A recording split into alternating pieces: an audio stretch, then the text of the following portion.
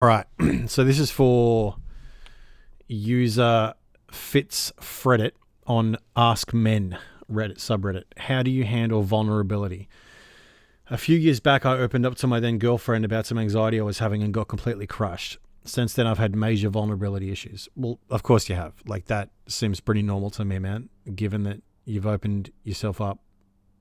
You've shown a woman in your life the glass vase inside of you, and then she's fucking kicked it. So I understand your distaste for it. Since then, I've had, especially in romantic relationships, and anytime I open up, it seems to work against me. How do you handle being vulnerable, and how have you found it useful, powerful? Okay, so I wrote some notes on this because I got ahead of this. Instead of just what I normally do is pick a Reddit topic off the top of the new and then go for it. But this one I had a bit of time to write a couple of notes, so I'm just going to read a couple of them. It's going to seem a bit robotic, but hopefully it works. If you're unwilling to share your heart, the person you're in a relationship with will not have the knowledge they need to act accordingly. They are, in a sense, walking blind. Okay, so a lot of people get into relationships, and men who get into relationships don't want to seem vulnerable. They want to seem invincible. And I know exactly why. Because you want the woman in your life to think you've got this handled. You've got this handled. I can trust him. I can rely on him. And reliability is the key there. A lot of men think that a lot of women want more reliability, which is true. They do want reliability, but that doesn't mean that reliability means that you have to completely shut yourself off from her seeing inside you. In fact, that's probably not a good idea, because what happens is, because she can't see inside you, she doesn't know how to act. She doesn't know what you're thinking. She doesn't know what's in your heart. Now, the second thing I wrote was, don't be too vulnerable. There's a balance. You need to be able to share your heart and emotions, but you also mustn't put the burden of those emotions on the other person. These are your emotions, and they are your responsibility, and you individually have to deal with them. Now, if the other person, though, wants to help you deal with them, which is always a good thing if they do. I'll give you an example. I'm being vulnerable now, and these guys on Reddit may comment on this video, but I don't give a fuck, because they don't mean anything to me. Like, I don't care. But I'll be vulnerable with you, okay? So I'm 32 years old, and after 15 years of watching hardcore pornography, I got to a stage at the age of 28, 11 years at that stage, where I was unable to maintain an erection during sex. And the reason is because pornography, and especially the type that I was watching, changes the chemical makeup of your brain and the way that your horny senses fire off, okay? So when you get into bed with a woman, normally your brain's like, fuck yeah, man, it's time to dance. But my brain was like, wait, what the fuck is this? Normally when your dick's getting hard, we're watching a screen, bro. Like, fucking relax. Who's this girl? What are we doing? Right? And so I had to start taking Viagra. Now, I've slept with a lot of women, like dozens of women, okay? And I'm not saying that to appear like the master. I'm just saying that before I got in the relationship I'm in now, with the woman I'm with now, not a single one of those women knew that I was taking Viagra, because I wasn't willing to share that with them. They didn't earn my vulnerability, and that's another point you've got to remember. Vulnerability is not something that is given away for free. That's when it becomes cheap, and that's when women lose respect for you. If you start sharing your heart, like all these problems that you've got on the second date, she's going to freak out. She's going to be like, God damn, I didn't fucking sign up for this clusterfuck. So, but now the girl that I'm dating, she knows that I take Viagra, and it's something that she's had to deal with. And so, I've told her, because I have to tell her, like, what happens when I don't have any, and then I can't get hard or maintain an erection. And then she's like, what the fuck? What? Because I don't want to be that guy that turns away from her and she doesn't know why. Okay? Because that is what causes division in relationships, the lack of communication. Now, if I'm going to be communicating, I have to be honest. And if I'm going to be honest, I have to tell her, look, I fucked myself up. I'm sorry. I'm sorry that I'm giving you a broken man. But at the same time, you've got to remember that no one's perfect. And one of the reasons that I was okay to say it is because I know that my character, my personality, my hopefully my charm, my humor, all of that makes up for it. Like, you can fix a dick. You can't fix a personality. I suppose you can, but it's a lot harder. So I was vulnerable with her, but she earned it. Okay. Number 3, being a man doesn't mean you always have to have the answers, although sometimes it feels that way, and I'll get to that. I'll explain that in a second. It means that you consult the other person for their answer and you work together towards a common goal. But to get both of your cards on the table, you have to be willing to be what some call vulnerable, okay? You have to be willing, if you guys are going to have hard conversations, and relationships take hard conversations. One of the main reasons that relationships fail is because people are unwilling to have the difficult conversations about painful things, both men and women. Okay, now one of the reasons that women don't do it is because, the man has built a habit in his life of not having the conversation that she wants to have. So she doesn't feel as if she's going to get the conversation she needs to have, honest and open and vulnerable, because she's willing to be vulnerable. And one of the reasons he doesn't want to do it is because he doesn't want to be vulnerable. Now, that is very gender specific and normative, right? But I find that it is most common. It's not the rule all the time. Sometimes you've got a man that's willing to be vulnerable and this girl's just, for whatever reason, so fucked up, or she's been hurt before, or she's just a fucking mad bitch. She doesn't want to be vulnerable, okay? But one of the reasons relationships break down is because communication breaks down, because people are not willing to have the hard conversations they need to have. And I'll say it again, like I said it in all my other videos. At some point, relationships turn into legal contracts. You have to have conversations about how much we're going to pay for a house. Should we go, buy cigarettes instead of paying for food? Should we travel here? Am I allowed to buy a Harley Davidson? Because I really want a Harley Davidson to ride. Because I ride a motorcycle. Another act in which I'm being vulnerable. But don't let that worry you. So if you are unwilling to have the hard conversations about life, about death, about sex, about feelings, about decisions, about all of it, your relationship will fail. And you are not able to have those unless you're willing to be vulnerable. When you have a conversation as a woman with a man and he's just laying down the fucking law, that's not a relationship. That's a tyranny. That's slave-master dynamic. That's exactly what it is, right? Or you can have it the other way. The woman laying down the law and the man's just got to, suck it up and cop it. Number 4, the reason it's being called vulnerable is because when you open up and have that conversation with a woman, you are trusting her to be genuine, trusting her to be sensitive, which is what you didn't get, trusting her to forgive your failures, and trust her to be nurturing. You're also trusting her with half of the result. Now, many men get accused of being macho because they're unwilling to relinquish control. And I know why they don't want to relinquish control. Why they won't. It's because what a lot of men understand is that when things get out of my control, shit goes pear-shaped, right? But the truth is, most of life is out of our control. You've got your sphere of influence and then everything else. Okay, so I'm into maintaining control of situations. I work in security, and I understand that. The reason I'm going to put hands on someone if they're in a pub acting the fool is to control the situation, because I don't know what they're going to do, right? So I know why men want to maintain control in the relationship, but one of the reasons they want to do that is because they don't trust the other person with control. And I struggle with it still, because I've been in my relationship for 7 months and I've had fucking hard conversations with this girl, man. Really hard conversations in which I've had to be vulnerable. And I've had to learn how to do it, right? Sometimes I fuck up. Sometimes I make mistakes. But as long as I'm willing to acknowledge those mistakes and not act as if I'm perfect, it's okay.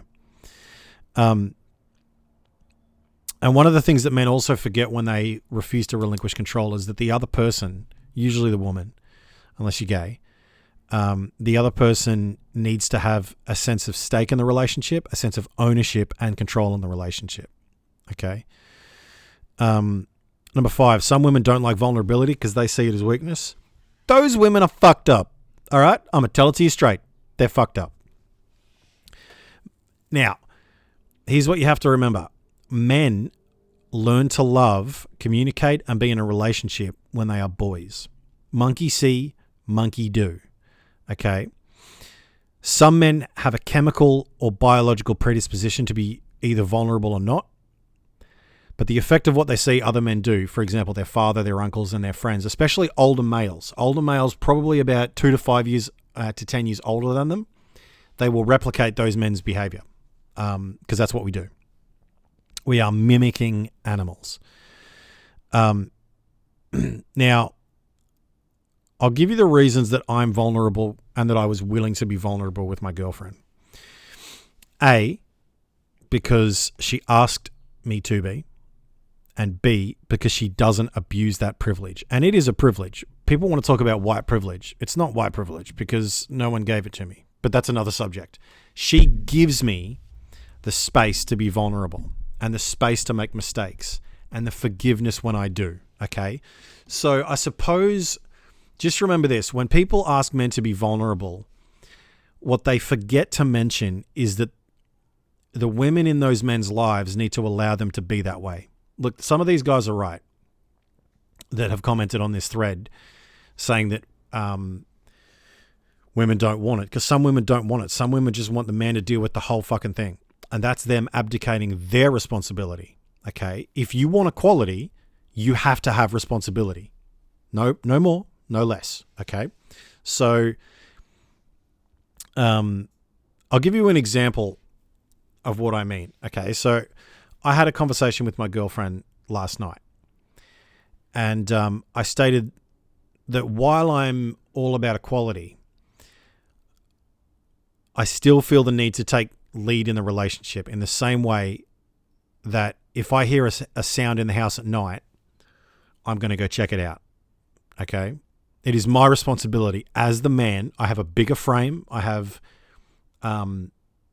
bigger bone density. I have a biological predisposition to physical combat closer than that of a woman, except Ronda Rousey, but that's a different story.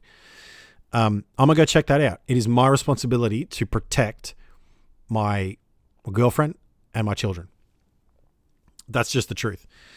I was taught by my father to be the leader of the household. My father is a conservative Christian. I'm a flat-out atheist, but he taught me a really good lesson, and that lesson was this.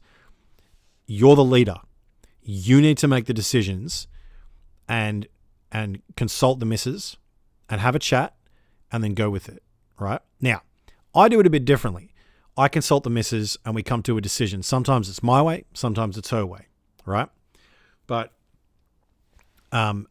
it is my default position to lead. And I've had to learn how to be in a relationship with her in which we both lead, right? But I like that because it means that she's willing to take her part of the responsibility. She's not letting me drive this car alone. Okay. Now, in this chat last night, the reason that we had it, a deep conversation, was because she felt as if I wasn't happy about moving into a new house with her. So we just got approved to move into a new house. And she told me, and she's like, I just don't feel like you're happy about it. And I'm like, and we were going for a COVID test at this point. And so when I got home, I said to her, look, one of the reasons I didn't chat is because it's not the right time and place for me to express my emotions, because we're going to get interrupted. I don't know what the thoughts in my head are. I'm focused on solving the problem in front of me. Okay. I'm focused on getting the COVID test, being there on time, getting the test done. And then once everything's good and I don't have something in my mind to do, we can have a chat. And I will show you my heart, but now is not the time. And I need you to understand that. The second reason that men sometimes don't want to be vulnerable in the way that women want them to be is because men talk. There's two things you have to remember. One, men talk in straight lines, women talk in circles. Okay? So if I ask you what we're having for dinner tonight and you're a man, you'll say chicken. But if I ask you what we're having for dinner tonight and you're a girl, you'll go, oh, well, I was down the shopping center and I saw Stacey. You remember Stacey, right? And she's going through this thing with Greg. Like, they're having a really crazy time in their relationship and their kids. And I'm just like, tell me what the fuck is for dinner, right? Which is kind of funny. Now, again, that is a generalization. Not all women do that, but a lot of women do, okay? At least in my experience. So the other thing is that men process information, emotion, and trauma by thinking about it, whereas women process it by talking about it. And I can give you just a standard example. How many times have you seen girls talking to their friends about really deep shit, emotions and trauma and all that stuff, as opposed to how many times have you seen men talk to their mates about that? Not very often, because men don't really talk things through. We think things through. Now, I don't know why, but I do know that to be true, especially of myself. I think things through, and then I come to her with an answer, because otherwise I'm going to feel that when we have the conversation, I don't have the answer. I feel less than I should be. And that is a feeling of emasculation, right? So instead of that, I just tell her, look, I'm thinking about it. And she's like, well, I want to fucking know. Yeah, baby, I love you, and I'm thinking about it. Just because I haven't said anything doesn't mean I'm not thinking about it, okay? All of those little things are the vulnerabilities that I'm willing to give. And then when I've had a think about it, and then when I've had a conversation in my own head and I feel that I've got something that is right to take to her, I'll do it. Now, one of the reasons I do that is because, again, I feel like I should have the answers. I don't know if it's whether it's culture or biology, but I feel I need the answers. Because what a lot of women do sometimes is they will take what a man says as an already thought out thought, a processed thought, when it's not. It's a raw thought that we just go, well, fucking what about this? And then she goes, unacceptable, blah, blah, blah. I can't believe you would think that. And you're like, God damn, baby, I just a thought. I've learned, while being vulnerable and honest, at the same time, I have these thoughts in my head and then I take them to her. I don't tell her my panicked, immediate first thoughts, right? Because I need to think about them more. Because the panicked, reactionary first thoughts are usually not the right ones. It's usually not the right decision to make, okay? Let me just have a look. Okay. Men that require their women to go and check that sound out in the night, in my opinion, aren't men. They're just boys with hair on their nuts. That's all they are. Right? Now, you may think that I have two contradicting thoughts in my head. One, on the one hand, I'm saying both people in the relationship are equal. And on the other hand, I'm saying that the man needs to go check out that sound in the night and put himself in danger. Just remember, though, that woman has to put herself in danger when she's making you people. Okay? Her life is potentially in danger. And even if it isn't, that isn't even to mention the psychological, physical, mental, emotional pain that bringing another human being into this world entails. Okay? So don't just think just yet that you've got the short end of the stick. Now,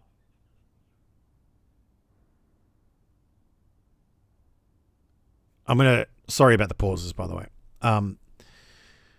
Men who will admit they are wrong are being vulnerable, and I will admit when I'm wrong.